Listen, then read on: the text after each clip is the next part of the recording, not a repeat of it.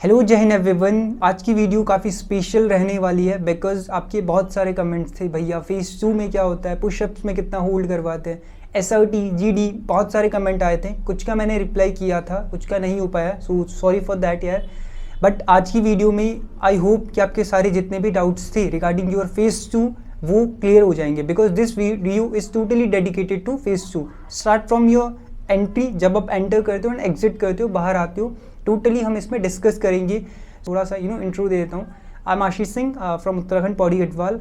I have cleared air force Y group of first intake of 2023, but unfortunately I was medically unfit in eyes, so that's the reason I couldn't join the academy. As per news कल बहुत सारों को messages आए थे सभी को कि आपके जो फेज 2 है वो अगस्त फर्स्ट वीक से कंडक्ट हो जाएंगे एंड जो आपका एडमिट कार्ड है वो 17 जुलाई को मिल जाएंगे। So it's my personal wish कि हमारे मतलब जो ये चैनल है उसके आपके फेज 2 स्टार्ट होने से पहले हम 1K क्रॉस करना चाहते हैं। So now it's totally depend on you. So let's start the video. So सबसे पहले तो आपका जो एडमिट कार्ड आएगा, अच्छा जो मेजर रीज़न नॉट रीज़न जो मेजर प्रॉब्लम आ रही थी बच्चों को या फिर भाइयों को, वो ये बोल रहे थे कि भाई डॉक्यूमेंट्स कौन कौन से ले जाने।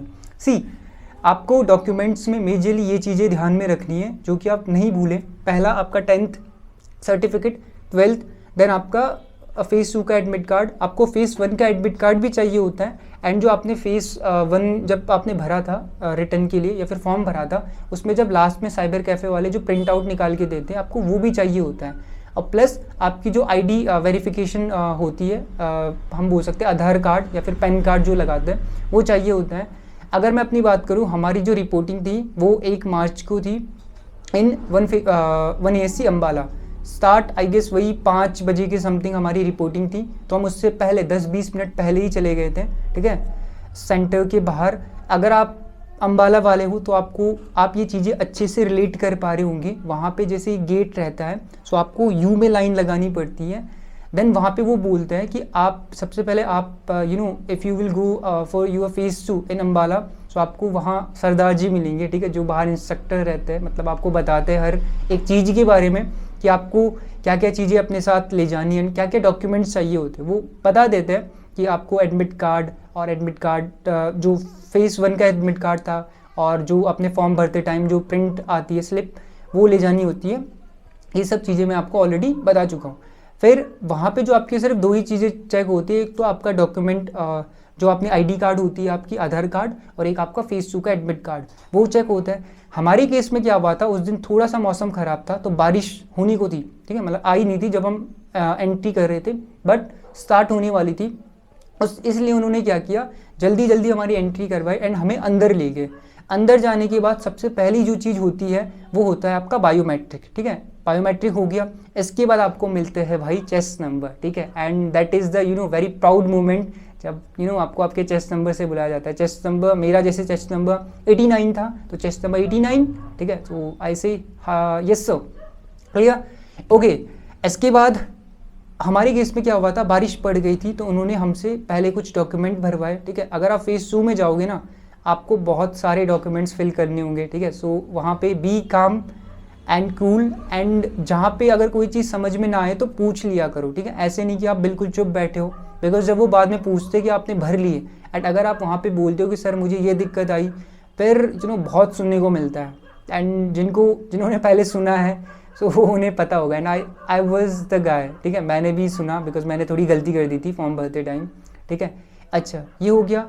फिर उसके बाद आपको जैसे आपने फॉर्म वगैरह भरे, अब आपको ले जाया जाएगा अगेन जो जहाँ से आपने एंट्री की थी अम्बाला में, तो ये है जहाँ से आपने एंट्री की थी वहाँ से आपको फिर बाहर ले जाएंगे मेन रोड पे, बिकॉज एंट्री गेट के जस्ट बाहर आपका मेन रोड लग जाता है, वहाँ पे ले जाएंगे। वहाँ पे एयरफोर्स की बस आप बोल सकते हो आपका वेट कर रही होगी आपको कहाँ ले जाने के लिए, जहाँ से आप रनिंग स्टार्ट करोगे, ठीक है। आप बस में बैठोगे एंड वहाँ पे ये फीलिंग आती है बिल्कुल ज्वाइनिंग वाली कि भाई हम ये अकेडमी के अंदर ले जा रहे हैं एंड ये वाला।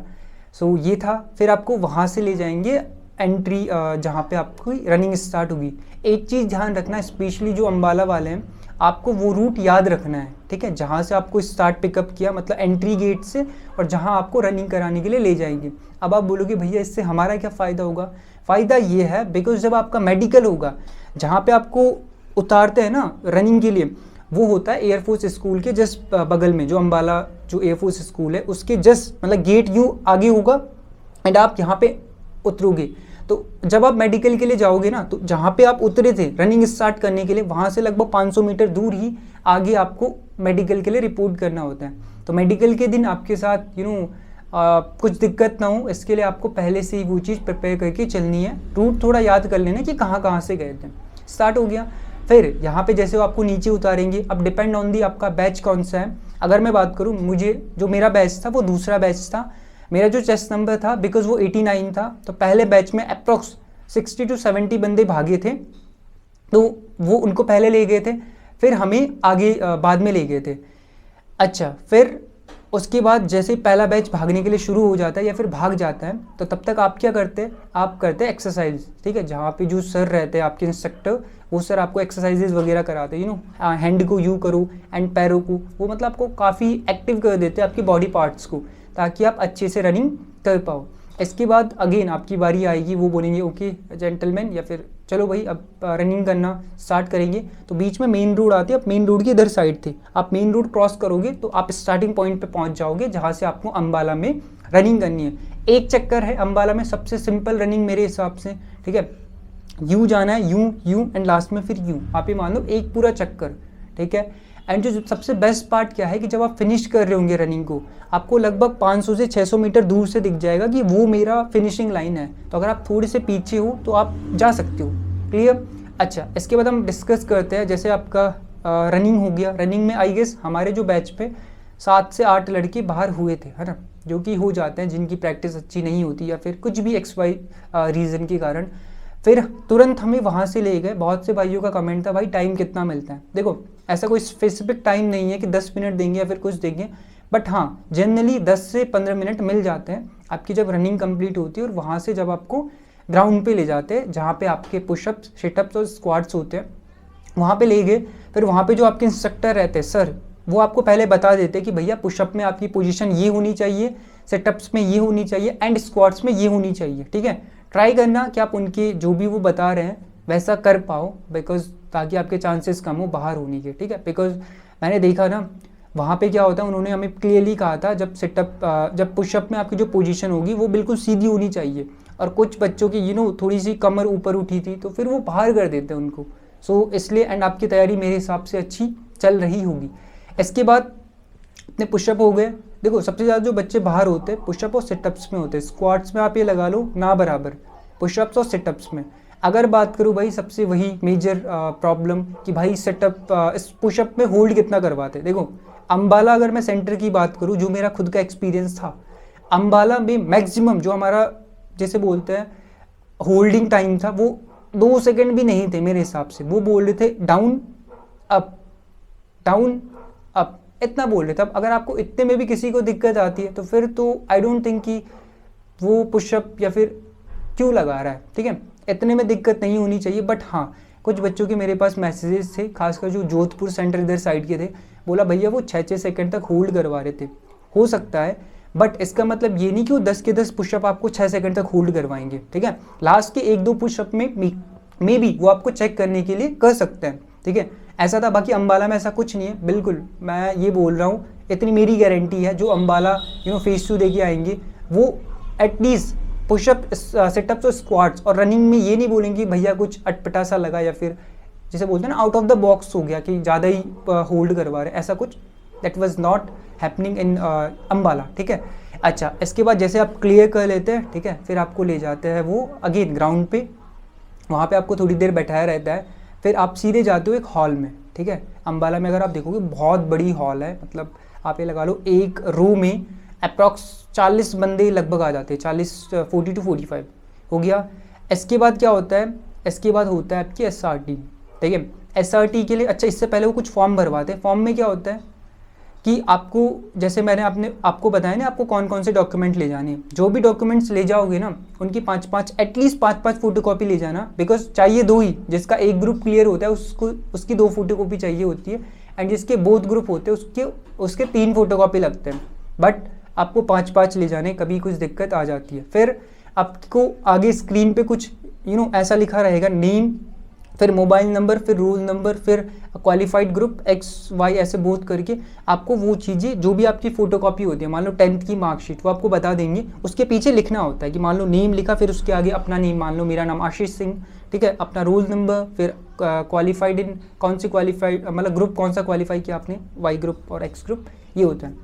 अब वहाँ पे आपको एक चीज़ ध्यान क्या देनी है कि ज़रूरी नहीं कि आपने मान लो एक में लिख दिया नेम वगैरह ऐसे करिए, फिर दोबारा आपको वो नेम लिखने की ज़रूरत नहीं। कौन सा नेम, अपना नाम तो लिखना है, बट वो नेम फिर रोल नंबर ये लिखने की ज़रूरत नहीं। आप सीधे लिखो, जैसे फर्स्ट पे नेम है, आप अपना नाम लिख दो आशीष सिंह, रोल नंबर लिख दो, मोबाइल नंबर लिख दो। ये चीज़ है, बिकॉज आपका टाइम कम लगे उसमें, और वो बहुत जल्दी मतलब बोलते हैं कि चलो जल्दी से फिनिश करो एंड डॉक्यूमेंट सबमिट करो।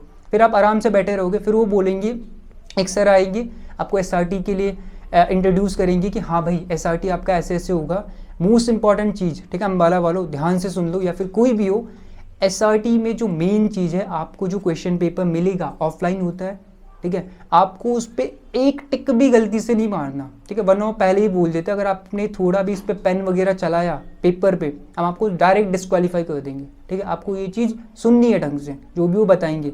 दूसरा, जो आपकी OMR शीट होती है, उस पर क्लियरली आपको अपने जो भी रोल नंबर वगैरह होते हैं वो भरने हैं, एंड जो भी सर्कल होता है वो प्रॉपर ढंग से करना है। फिर आपका वही SRT होगी। SRT में दिक्कत कहाँ आती है मैं आपको बताता हूँ। SRT में आपको 30 मिनट में 45 क्वेश्चन करने होते हैं, हर कोई कर सकता है, बट दिक्कत वहाँ पे आती है जहाँ पे कि आपके पास सिचुएशन बेस्ड क्वेश्चंस आते हैं, ठीक है। जैसे कि आपने हर एक टेस्ट सीरीज़ में देखा होगा, अगर मैं बात करूँ आपने टेक्स्ट बुक में देखा होगा, जो आपकी SRTs आती है ना, उनमें एक कॉमन चीज़ आपको क्या मिलती है, एक SRT 4 ऑप्शन, एक पॉजिटिव 3 नेगेटिव। तो हम 3 नेगेटिव को साइड कर देते, पॉजिटिव वाले को टिक कर देते। बट यहाँ पे क्या होगा आपके साथ, आपको एक SRT मिलेगी, उसका एक नेगेटिव होता है, बस एक नेगेटिव आंसर और 3 पॉजिटिव। अब आपको उन 3 पॉजिटिव में से सेलेक्ट करना है आपकी पर्सनैलिटी के हिसाब से, या फिर आप अगर उस सिचुएशन में रियल में रहते हैं तो आप क्या करते हैं, ठीक है। तो यहाँ पे थोड़ा सा हम कंफ्यूज हो जाते हैं कि हम क्या करेंगे, बट डरना मत। जो भी आपको अंदर से लग रहा है कि मुझे ये करना चाहिए था उस कंडीशन में, वो कर देना, कोई दिक्कत नहीं होगी, ठीक है। बाकी एक क्वेश्चन जो मुझे अभी भी याद है, हमारे उसमें आया था स्क्वायर वाला, 4, 9, 16, 25, नेक्स्ट बताना था। मेरे हिसाब से आपके उसमें रिपीट होगा, because in my point of view, मेरे ख्याल से जो आपकी SRTs की बुकलेट होती है, जो क्वेश्चन पेपर, वो सभी को वही देते हैं लगभग। अभी तो हमारा आई गेस मार्च में हुआ था, तो मार्च से और अभी अगस्त ही तो चल रहा है, 5-6 महीने भी नहीं हुए, तो आपको वही SRTs मिलेंगी। एंड ये क्वेश्चन मुझे बताना कि आपको मिला कि नहीं मिला, ठीक है, स्क्वायर वाला। ओके, ये हो गया। फिर आपको SRT जैसे आपकी कंप्लीट होती है, लगभग वही अप्रॉक्स आई गेस 12, 12:30 के समथिंग तक हो जाता है, या फिर इससे पहले भी, डिपेंडिंग ऑन द सेंटर्स। फिर आपको बाहर ग्राउंड में बैठा दिया जाता है, और वहीं पे बगल में, अम्बाला में तो बगल में कैंटीन भी है। वो बोलते हैं अगर किसी को कुछ खाना है तो आप चाहिए कैंटीन से एंड पे करके खा लीजिए, ठीक है। अब इसके बाद फिर आपसे अगेन वही फॉर्म वगैरह भरवाए जाते हैं दोबारा से, एंड आप फॉर्म भरते हो, एंड उसी के बीच में जो वहाँ के CO सर रहते हैं वो आते हैं, and that is the first moment जब कि थोड़ी दिल की धड़कनें तेज होती है, बिकॉज वहाँ पे वो बोलते हैं कि okay gentleman, now I will announce your SRT result. तो वहाँ पे थोड़ा सा 1 सेकंड के लिए होता है कि यार क्या होगा। अगर मैं पर्सनली अपने ग्रुप की बात करूं, हमारा जो पूरा उस दिन का ग्रुप था, हमारे उसमें से सिर्फ SRT में 2 बंदे आउट हुए थे, है ना। और आपने सुना होगा पहले जो SRT में बंदे आउट हो रहे थे बहुत ज़्यादा हो रहे थे, कई सेंटर्स पे तो 30 बंदे तक SRT में आउट हो रहे थे, बट हमारे केस में ऐसा नहीं था। ओनली 2 कैंडिडेट्स डिस्क्वालीफाइड हुए थे SRT में, एंड आई डोंट थिंक कि उन्होंने कुछ मेजर गलती ही की होगी, ठीक है, तभी वो बाहर हुए। वरना अगर छोटी मोटी मतलब उसमें गलती क्या बोल सकते हैं, आपने रिएक्शन देना है अपना, ठीक है, ये था। फिर उसके बाद आपको बोला कि अब आप रेस्ट कर सकते हो, रेस्ट इन द सेंस वहीं ग्राउंड पे बैठे रहोगे, अपने फॉर्म्स वगैरह भरोगे एंड रेस्ट कर लो। फिर उसके बाद अगेन आप खाना चाहो तो खा सकते हो पे करके कैंटीन में। इसके बाद आता है बेस्ट मोमेंट, ठीक है, आपके ग्रुप बनाए जाएंगे फिर 15-15, 16-16, 18-18 डिपेंडिंग ऑन द कैंडिडेट्स कितने बचे SRT के बाद। अगर मैं बात करूं हमारे ग्रुप की, जो हमारा ग्रुप बना था वो 18 बंदों का ग्रुप बना था, 18 बंदे थे हम उस ग्रुप में। एंड क्योंकि जो मेरा चेस्ट नंबर था वो 89 था, तो आप मतलब ये मान सकते हो अगर 18-18 के ग्रुप बन रहे हैं तो मेरा ग्रुप कितने पे आएगा, लगभग वही 5वें नंबर पे। तो उससे पहले जो 4 ग्रुप चले गए थे। अब हो क्या रहा था वहाँ पे अम्बाला में कि मान लो एक बारी में तो अगर हम जीडी करेंगे, एक जीडी मिनिमम 30 मिनट लेते हैं। पहले आप वहाँ जाते हो, बैठते हो, 2-3 मिनट में सर आते हैं, एक मिनट बाद इंट्रोडक्शन देते हो। लगभग अगर 18 बंदों का ग्रुप है तो 18 मिनट इसी में चले गए। फिर आपके 5 से 7 मिनट पूरा ग्रुप डिस्कशन होता है, तो उसमें अप्रॉक्स 30 मिनट लग रहे थे एक ग्रुप को कंप्लीट होने में। फिर क्या हुआ, उसके बाद एक एक करके ग्रुप गए। अब आप एक चीज़ जो मैं आपको बताना चाहूँगा, थोड़ा बोलो एडवाइस या फिर समथिंग एल्स, जब भी आप मान लो किसी का चेस्ट नंबर लेट है, मान लो किसी का 105 है या फिर 100 के जो क्रॉस है, वो क्या करना, उनसे पहले जिन भी ग्रुप का डिस्कशन हो चुका है भाई, उनसे थोड़े टॉपिक्स मांग लेना कि भाई या भैया आपके ग्रुप में कौन से टॉपिक्स थे आप बता दो जरा। उससे होता क्या है, बिकॉज जो चीज़ मैंने ऑब्जर्व की, पूरे सेंटर पे उस दिन 1 मार्च के दिन पूरे सेंटर्स पे जो टॉपिक घूमे थे वो 3 घूमे थे। पहला था आपका वर्क फ्रॉम होम, दूसरा था आपका एयर पॉल्यूशन, एंड जो तीसरा था वो था आपका mega merging of banks in India. ठीक है, mega merging banks in India, जो कि मेरा टॉपिक था। ठीक है, ये 3 ही टॉपिक घूमे थे पूरे आप सेंटर पे, अब चाहे जितने भी ग्रुप बने होंगे। सो अगर आपको पहले ही टॉपिक के बारे में पता चल जाता है तो ये आपके लिए सही रहता है। अगर आपको उस टॉपिक के बारे में इनफ नॉलेज है फिर तो ठीक है, बट अगर नहीं है, जैसे हमारा टॉपिक थोड़ा सा अटपटा सा आ गया था, तो उस केस में अगर हमें पहले से पता होता कि ये टॉपिक पूछा जा रहा है तो हम किसी दूसरे बंदे से जिसको इस नॉलेज के बारे में अच्छी नॉलेज है उससे पूछ लेते हैं। सो ये आपको करना है। फिर उसके बाद जैसे आप अंदर जाओगे ग्रुप डिस्कशन के लिए, लगभग वही 15 से 18 के बीच में कितने भी बंदे एक ग्रुप में जा सकते हैं। तो पूरा यू, जैसे कि आपको पता है यू शेप बनता है, वहाँ पे आप बैठते हो तो आराम से पहले आपको जैसे जो सर आते हैं वो आपको बता देते हैं कि आपको कैसे कैसे परफॉर्म करना है। स्टार्ट आपको जब बताएंगे सर, तो आपको 2 पेपर देंगे, बोलेंगे एक आपका रफ है, एक फेयर है। जब वो टॉपिक के बारे में बोलेंगे, आपको पता है आजकल क्या हो रहा है, पहले टॉपिक के बारे में सर कुछ बोलते हैं 2 से 3 मिनट, तो आपको रफ पेज में कुछ भी जो भी आपको इंपॉर्टेंट लगता है वो चीज़ आपको फटाफट से लिखनी है। एंड देन उसके बाद आपको 5 मिनट मिलता है as per my knowledge, because जहाँ तक मुझे पता है 5 मिनट मिलते हैं आपको लिखने के लिए। आपको उस 5 मिनट में जो रफ पेज में लिखा उसके पॉइंट से और प्लस अपनी नॉलेज से ऐड करके जल्दी 5 मिनट में उस टॉपिक के बारे में लिखना होता है। इतना आपने लिख लिया। फिर इसके बाद होता है आपका 1 by 1 introduction plus group discussion topic. अब उसमें वो आपको पहले ही बता देते हैं कि gentleman you can talk about your family background, या फिर फैमिली बैकग्राउंड तो हमारे उसमें नहीं बोला था, बट बोला था कि आप अपने बारे में बताओ। ठीक है, introduce yourself and tell about your hobbies and why you want to join Indian air force, ये बताया था। And then talk about the group discussion या फिर ग्रुप टॉपिक, जो आपका ग्रुप डिस्कशन में टॉपिक था उसके बारे में बोलना। तो 1 बाय 1 सभी ने बोला था। अब मैंने जो आपको बताया था जब मैंने एक वीडियो अपलोड की थी कि ये टॉपिक मेरे लिए बहुत नया था, मतलब मैंने इससे पहले वो टॉपिक पढ़ा ही नहीं था। तो मैंने इस टाइम पे क्या किया था, सभी के कॉमन पॉइंट्स मैंने देखे थे, ऑब्जर्व किया था, उन्हीं से मैंने अपना जो इंट्रोडक्शन था वो तैयार कर दिया।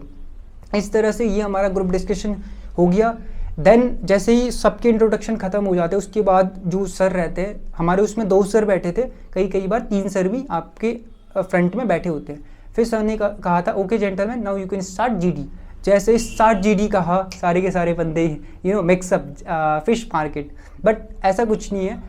अगर आप इनिशिएट नहीं कर पाते तो इसमें ऐसा डीमोटिवेट होने की ज़रूरत नहीं है, आपको चांस मिलेंगे। ठीक है, आप बाद में अपने अच्छे पॉइंट्स रखना। अगर आपके पॉइंट्स लॉजिकल है तो हर कोई आपके पॉइंट्स सुनेगा। क्लियर। फिर आपका ऐसे ग्रुप डिस्कशन हो गया, फिर वो बोलेंगे okay gentleman your group discussion is finish, you can go. वहाँ से आप बाहर आओगे, अगेन वही आप प्रेस करोगे, फिर उसके बाद तो टोटली फिर अप्रॉक्स जब सभी का हो जाता है, फिर उसके बाद भी लगभग 1.5 से 2 घंटे लगते हैं पूरी डिस्कशन को। जो वहाँ के सर रहते हैं वो पूरा सब सेलेक्ट करते हैं कि हमें किस बंदे को सेलेक्ट करना है, किसको नहीं करना, बेस्ड ऑन देयर एक्सपीरियंस और हमारी परफॉर्मेंस के हिसाब से कि हमने क्या क्या परफॉर्म किया। क्लियर। अब यहाँ पे लगभग हमारा जो ग्रुप डिस्कशन का जो रिजल्ट आया था वो आया था अप्रॉक्स रात के 8 बजे। इतनी लेट हो जाती है, ठीक है, आपको लग रहा होगा ये टाइम कहाँ गया, बट ये हो जाता है। 8 बजे रिजल्ट आया था। जो हमारे सीईओ सर थे उन्होंने कहा था okay gentleman now I will declare your GD result. And वहाँ पे लिटरली जो हार्ट बीट थी वो बहुत हाई थी, बिकॉज आप समझ रहे हो ना, आपने किसी चीज़ के लिए इतनी मेहनत की होती है एंड अगर सडनली कुछ अनवांटेड सी चीज़ होती है तो बहुत बेकार लगता है। बट होपफुली काफ़ी अच्छा रहा। उन्होंने 1 बाय 1 चेस्ट नंबर बोले। अब समझ जाना, जीडी रिजल्ट अनाउंस होते टाइम जिन जिन के चेस्ट नंबर बोले जाते हैं अम्बाला में, वो सब डिस्क्वालीफाइड ही होते हैं, ठीक है। तो उन्होंने एक एक करके चेस्ट नंबर बुलाए बाहर एंड कहा कि रेस्ट ऑफ ऑल, यानी कि इनको छोड़ के यू ऑल आर पास। तो जैसे ही ये बोला, सब के सब शोर मचाने लग गए एंड एक तरह से that was the enjoy moment for everyone. So वहाँ पे सर ने थोड़ा बताया था कि तुम्हारी कुछ भाई है जो डिस्क्वालीफाई भी हुए, तो इनके सामने इतना सेलिब्रेशन करने की ज़रूरत नहीं है, ठीक है। ओके, यहाँ से जो आपका फेलियर डिपार्टमेंट था उनको साइड कर दिया। एंड जो फिर एक चीज़ मुझे काफ़ी अच्छी लगी, जो फेलियर डिपार्टमेंट था, जो आई गेस 35 के अराउंड बच्चे बाहर हुए थे जीडी में, उनको खुद वहाँ के जो सीईओ सर थे उन्होंने खुद उनको गाइड किया, आपको कैसे कैसे जीडी के लिए परफॉर्म करना है। खुद मिरर के आगे आप आप परफॉर्म कर सकते हो, अपनी जीडी टॉपिक्स को तैयार कर सकते हो, ऐसे ऐसे करके। एंड फिर उनको वहाँ से भेज दिया गया कि okay now you can go, अगली बार के लिए बेस्ट विशेस के साथ। फिर हमारा क्या काम रह गया भाई, जिनका जीडी पास हो गया था उनको ढेरों कॉन्ग्रेचुलेशन। एंड उसके बाद जो मेन चीज़ आती है, फिर आपसे एक फॉर्म भरवाया जाता है फॉर योर मेडिकल। तो मेडिकल में एक नॉर्मल सा फॉर्म होता है, वो वही भरवाते जो सर आपको अगले दिन मेडिकल में मिलेंगे, ठीक है। सो वो सर उन्होंने कहा कि फॉर्म भरो, एंड ऊपर का जो फॉर्म का पेज होता है वो आपको फाड़ के सर को देना होता है, ठीक है। एंड वहाँ से फिर आपको, मैंने जो आपको स्टार्टिंग में बताया ना, जहाँ से आपकी रनिंग स्टार्ट होगी अम्बाला में, उसी के जस्ट 500 मीटर आगे वहीं पे आपको उस दिन रिपोर्ट करना होता है मेडिकल के दिन। आप एक बार कंफर्म ज़रूर कर लीजिएगा सर से कि सर हमें कहाँ पे रिपोर्ट करना है, ठीक है। हमारा तो पिछली बार वहीं हुआ था। फिर वहाँ से आपको wish you all the best बोल के भेज दिया जाता है गेट से बाहर कि अभी आप मेडिकल के लिए आना। एंड आफ्टर क्लियरिंग मेडिकल, अगर आपके नंबर अच्छे हैं तो आप श्योर हो कि हम मेरिट में आएंगे। So this was all about the air force phase 2। I hope आपका कोई भी डाउट अब नहीं बचना चाहिए, पुशअप्स हो, चाहे SRT हो, चाहे GD हो, ठीक है। So that's all from my side. जितना भी मुझे एक्सपीरियंस था एंड मुझे नॉलेज थी, मैंने आपके साथ पूरी बता दी। आई होप आपको ये वीडियो सही लगा होगा। काफ़ी लॉन्ग वीडियो बन गई, बट क्या करें, अगर सारी चीज़ें डिटेल में जाननी है तो डेफिनेटली। एंड जिन्होंने ये वीडियो पूरी देखी है, हेड्स ऑफ यू यार, ठीक है। And wish you all the best for your phase 2। जय हिंद,